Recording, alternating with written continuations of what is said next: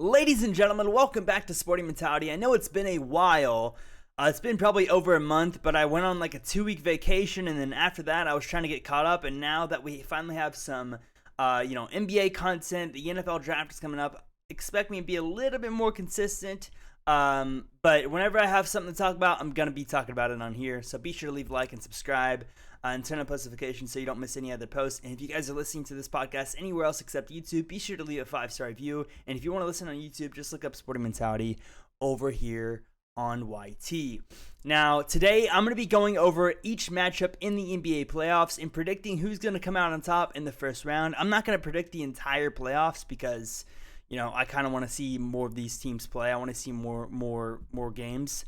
But this is some of the best playoff basketball we've had in a while, probably since like the Warriors-Cavs rival, peak rival of that. So it's very exciting. I'm gonna predict who I think is gonna come out of the first round, and then I'll be doing this for each round. So when the conference semifinals come out, are there, then I'll predict who's gonna come out of that, and when the conference finals are there, I'll predict who's gonna, and then obviously I'll predict who's gonna win. You guys get the gist. Without further ado, let's get into it. First up, we have Milwaukee and Miami. So this is an interesting one because Giannis got hurt and Tyler Hero got hurt. I think Milwaukee ultimately comes out on top in this matchup simply because Milwaukee has more shooters. They have the size advantage, and they're just the better overall team. Even without Giannis, I think Milwaukee will come out on top because, without Tyler Hero, Miami doesn't stand a chance because they can't create shots without him, and if they can't create shots, then they won't be able to score enough points. They are a gritty team, though. I could see Miami making this like a 6-game series potentially, like because of how hard they try and everything. But as far as sneaking out on top on this, I don't think that's possible. Like I said, even if Giannis can't play the rest of the series, I think Milwaukee has this series in 6. That's my prediction. But yeah, so Milwaukee in 6, maybe 7 if Miami can really step it up. But I don't. If you're a Miami fan, I want to get your hopes up. With Cleveland and New York, this is one of the best series in the first round, in my opinion. This is going to be a close series. I think this could be a 7-game series. And I think the Knicks will come out on top because they have a lot of shooters, man. Like Josh Hart was spectacular in the first match. And Julius Randle hit big shots when he needed to hit big shots. The New York Knicks are just a team that have tried so hard all season, and now they're trying just as hard in the playoffs, except this year they have more talent than any other year. So they actually have a chance to make a big run. I think New York will come out of this in 7 games.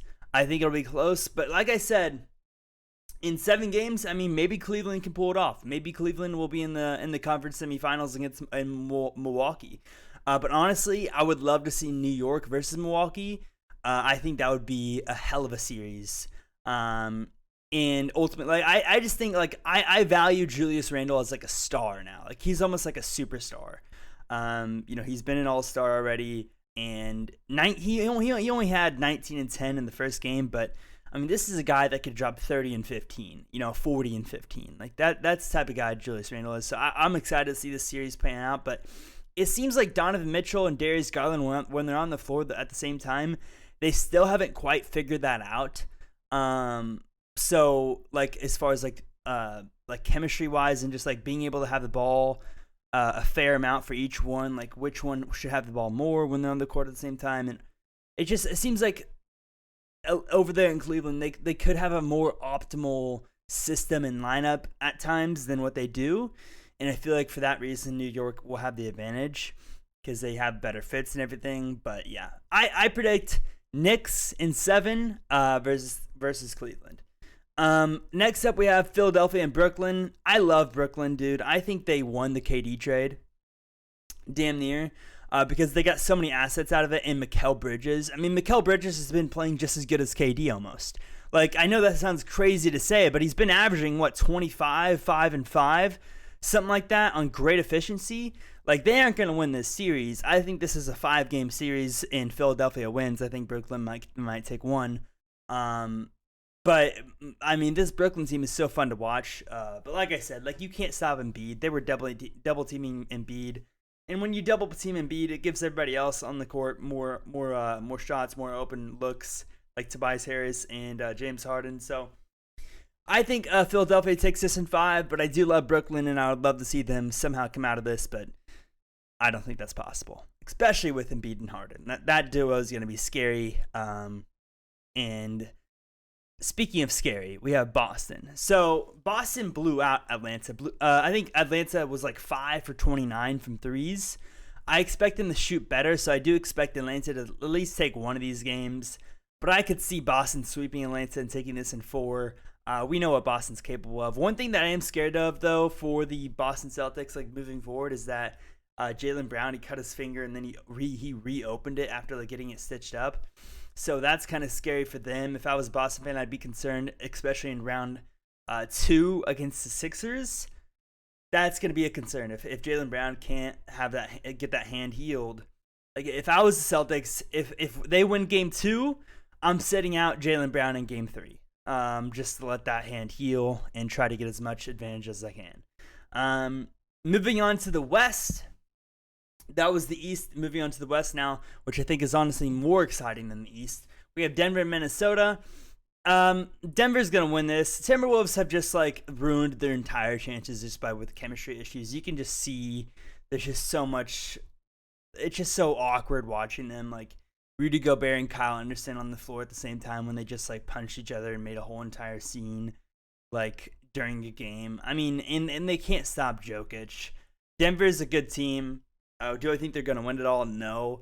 But I do think they take this series. I think they take the series in 5 because, I mean, Karl-Anthony Towns had like his worst offensive game of the year in this game, and I don't expect him to have that bad of a game moving forward. But I don't think Minnesota has a chance here. I'm taking Denver in 5. I think that was pretty obvious, but yeah. That's kind of more of a boring matchup, to be honest with you. That's more like Boston and Atlanta because we know who's going to win those series. I mean, it's just not close at all. But what is close is Phoenix and the Clippers. Now, this is one matchup that I was wrong about. I was very wrong about. I thought Phoenix was going to take this in 4 or 5. Like I thought this wasn't even going to be close. But without Paul George, the Clippers took the first game. And the reason they did is because they tried harder. The coaching issue on Suns was just questionable. I mean, I feel like they need to play Josh Okogie more. I feel like they need to kick it in. I feel like, Chris Paul and Monty Williams need to voice their opinion. They need to voice that, okay, KD, this is your time to shine.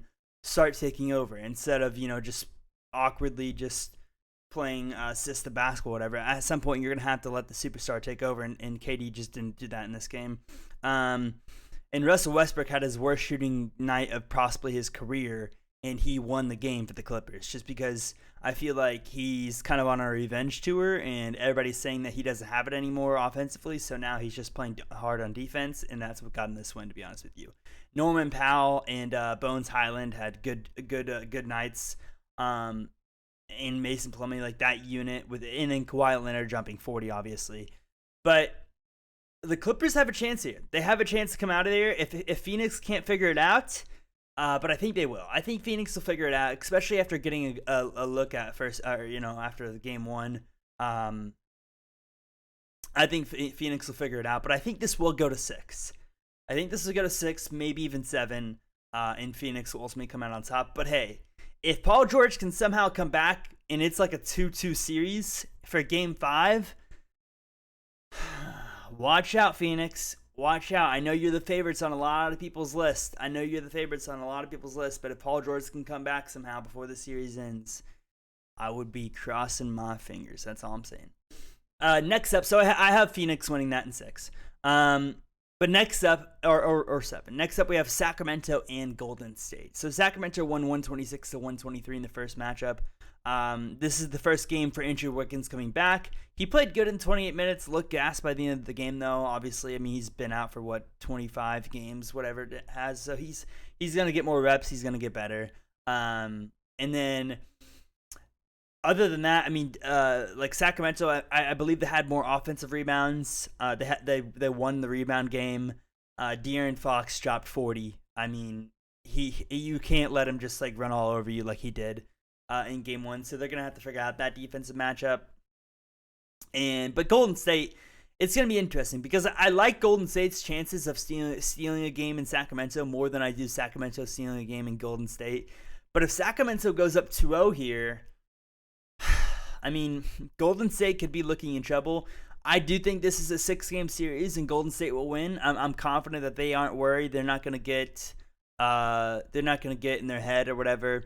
And they have good leaders. They have good veterans. They've been here, done that. So I do think Golden State will come out on top. But don't be surprised if Sacramento makes this a 7-game series or somehow comes out on top for how they've been playing. I mean, they were one of the best offensive teams, if not the best offensive team in 2023 regular season. So yeah, I wouldn't be surprised if Sacramento made a run here.